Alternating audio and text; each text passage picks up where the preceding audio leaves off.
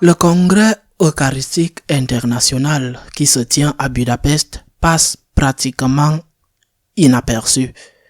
On s'intéresse davantage à savoir si le pape saluera le premier ministre Orban à son arrivée dimanche qu'à savoir ce que le Saint-Père dira dans son homélie.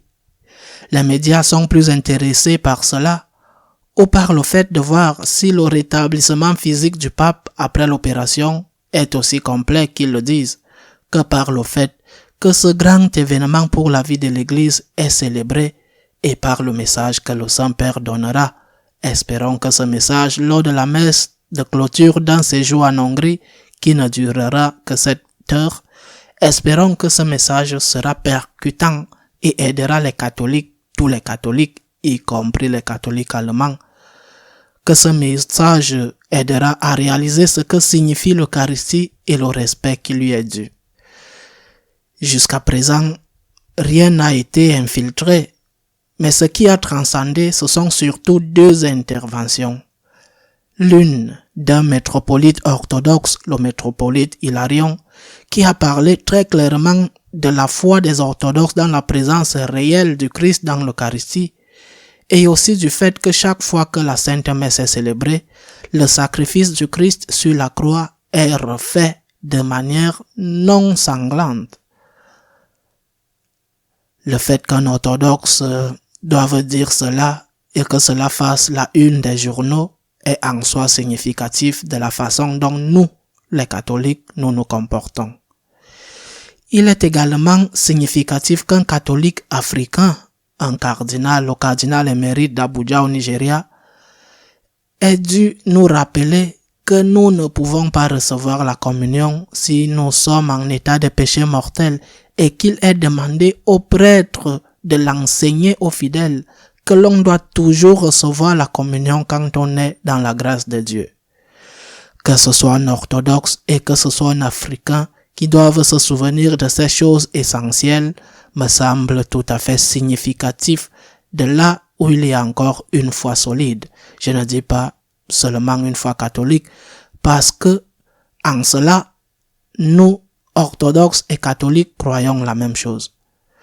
Qu'est-ce que l'Eucharistie?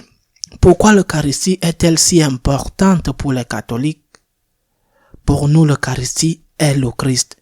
Et c'est précisément pour cela qu'elle est si importante. Il n'y a rien dans l'Église, absolument rien, qui soit plus important que l'Eucharistie. Rien.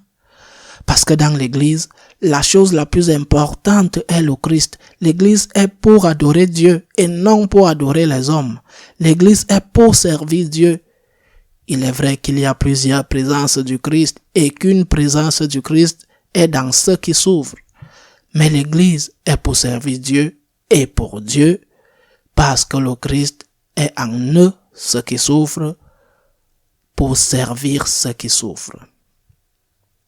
Une Église que l'on a coutume d'appeler sociale, c'est-à-dire une Église qui est là pour servir l'homme et qui oublie que cela est pour l'amour du Christ, cette Église devient rapidement une Église socialiste, voire même communiste, c'est-à-dire une institution, une ONG athée.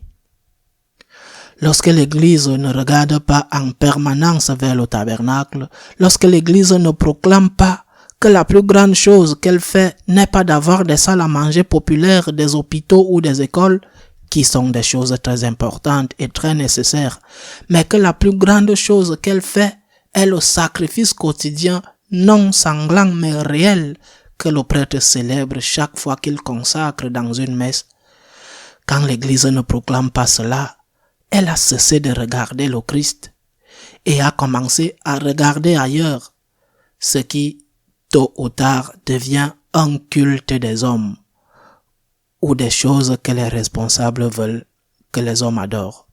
Je me souviens d'un livre que j'ai lu il y a de nombreuses années par cet écrivain espagnol, Jiménez Lozano, et il disait « Un catholique, s'il est catholique, s'agenouille devant Dieu et cela le purifie. Un catholique s'agenouille, en effet, il s'agenouille, mais seulement devant Dieu et cela le purifie. Parce que quand on s'agenouille devant Dieu, on ne peut plus s'agenouiller devant les hommes, seulement devant Dieu. Devant Dieu, oui, et seulement devant Dieu, on s'agenouille. Il est vrai que comme nous croyons qu'il y a une présence de Dieu dans ceux qui souffrent, nous nous agenouillons aussi devant ceux qui souffrent pour les servir et les aider au nom de Dieu et parce que nous croyons que Dieu est là. C'est le Christ qui nous a sauvés. C'est le Christ qui nous a donné sa vie pour nous. C'est le Christ qui a payé notre salut de son sang.